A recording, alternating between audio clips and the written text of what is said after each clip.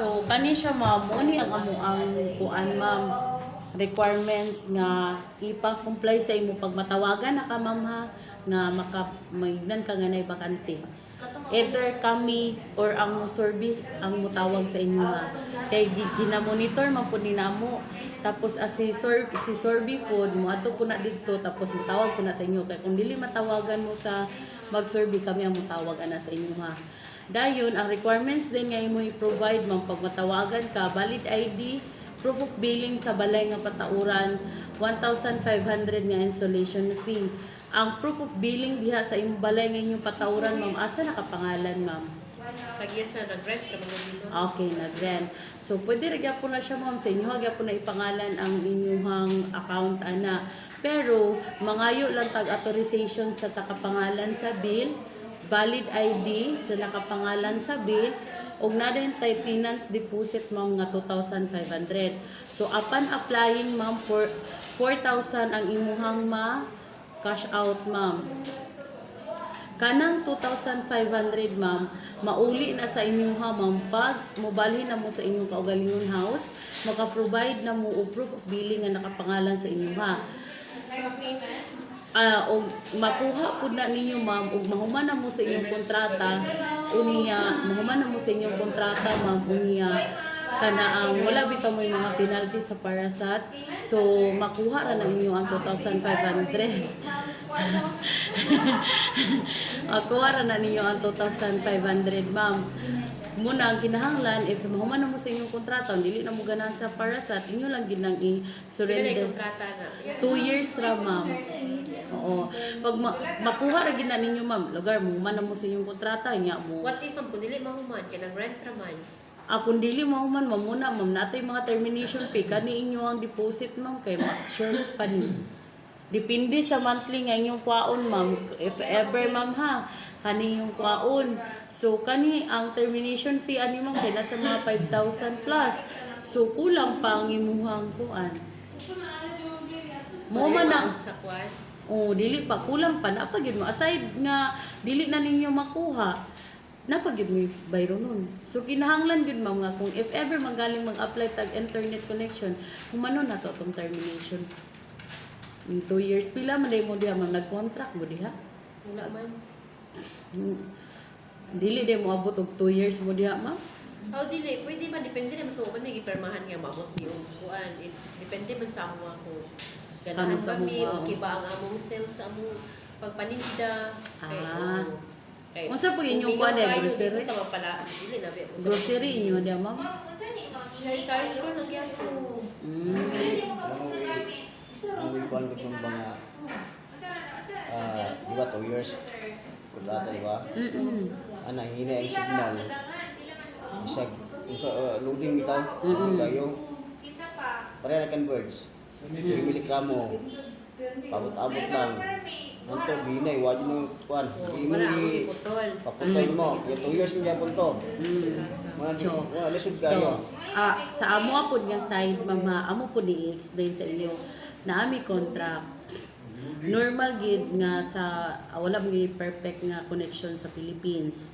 Kay Pilipinas man gini ato Pero si Parasat ang iyahang mga technician naragid diri wala dili mimingon nga mapabot pa Miss Manila sa panandiha.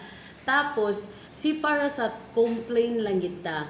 If naatay ma-detect nga dili maayo sa atong connection, complain lang gid ta. Kay sulbaron gid na namo. Dayon magpaabot man gid ta ma'am. Pero si Parasat 5 days ra gid ang kinatasan. Dili na gid ka mulagpas. Kana pag yung days nga wala mo'y connection, gikan sa inyong pag-complain hangtod kanus amo na adtuan sa technician, i-refund na namo, i-minus na namo sa inyong bill. Dito mi mag-base gikan sa inyong pag-complain paingon kung kanus amo nag adtuan sa technician. So muna ang among ika-guarantee.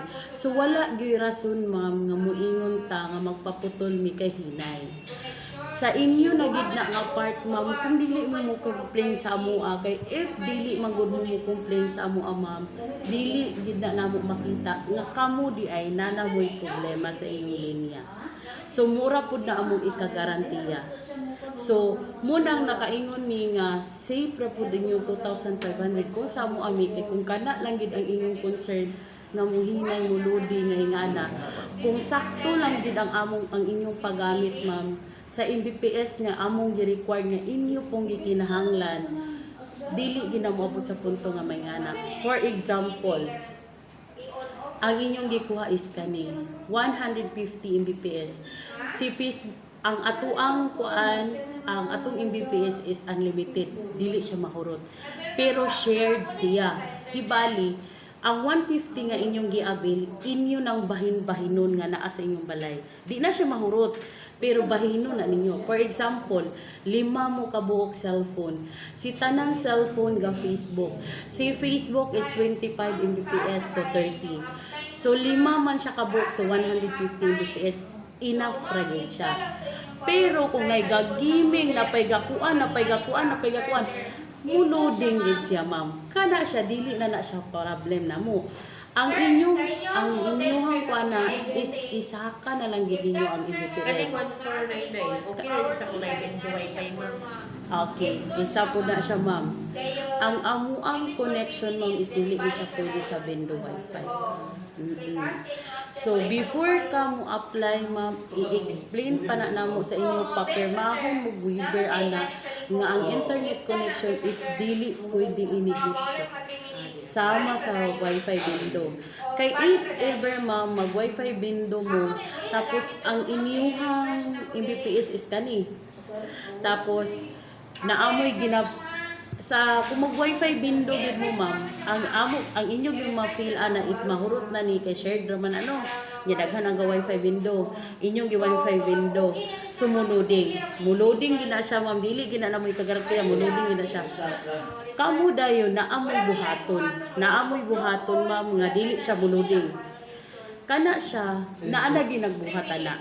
Wala mi kabalo kung unsaon pero na daw tutorial sa YouTube ana something. So mulagpas mo sa inyong Mbps nga gikuan kay naman may gibuhat. So dili na to siya magloading. Ma-detect din na namo ma'am. Ma-warningan mo sa mong parasat. Di na gid mo kabalik forever.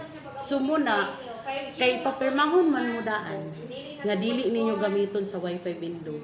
Pero kung ingana inyong concern ma'am, kung gusto gid mo business ang inyong taon. Total gamay ra man diferensya. Kay ang among business ma'am is 1,999 man. Nga 1,499 so pila ra 400 ra diferensya. Dito na lang mo sa business kung kana man day imong gusto. Na mabuni ka offer kana noon. Kana ma'am kay static amo iko na pang negosyo gid dili siya pang residential.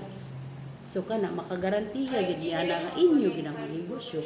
Kay businessman nga plan inyo ni kuha dili pa residential. Dili pag maggamit ng cellphone dira mo Sample na to.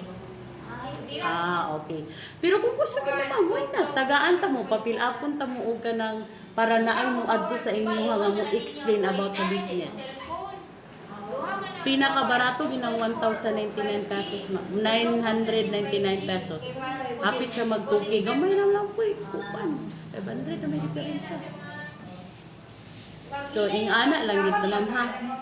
Unsa man gusto kag kuan? Kay para ma-explainan pud ka, fill up ni ma'am.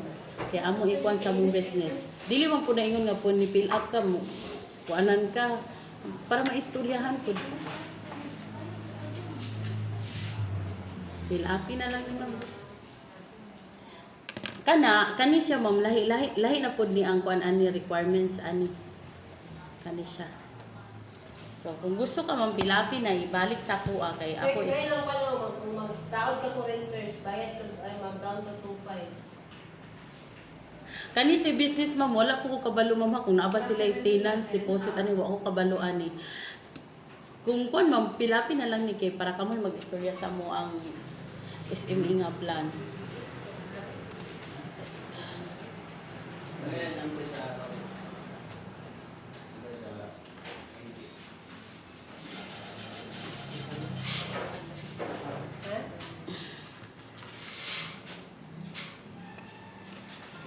laki na lang naman. Kaya mo na para tawagan po mo na. Then sila po anak mo. Para ma'am.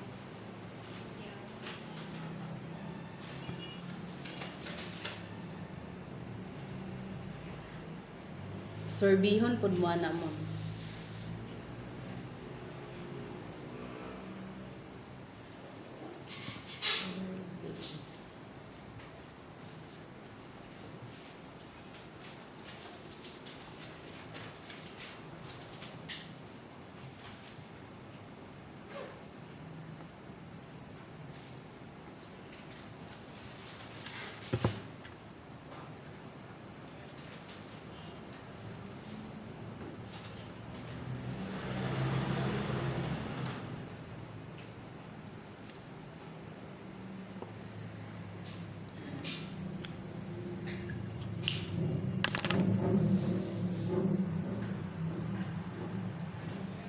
Tsaka no? 6.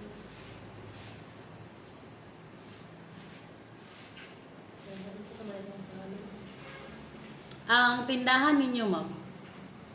Ngalan. Kapamantingalan na. Sa butag-butag nila. Dere? Mm.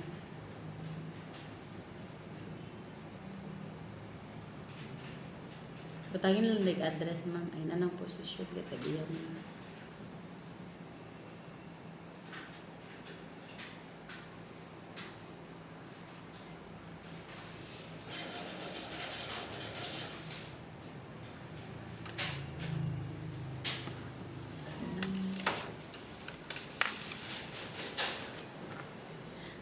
Dayon kani siya ma'am sa kuwala ni siya mama sa residential lahi ang business. So kani abot na yung tagtawag mama kay pa service ana mo ninyong area ma'am.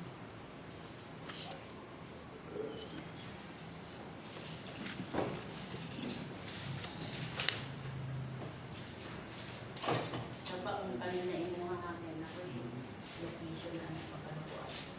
Survey na. Layo mo na ilaha mo.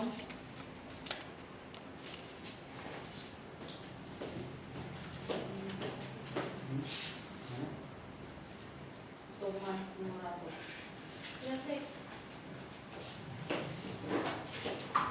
Thank you.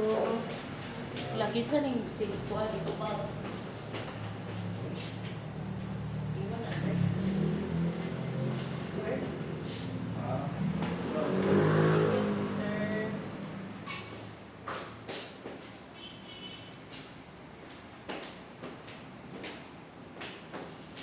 Oh, napagilapin na. Uy, ikaw.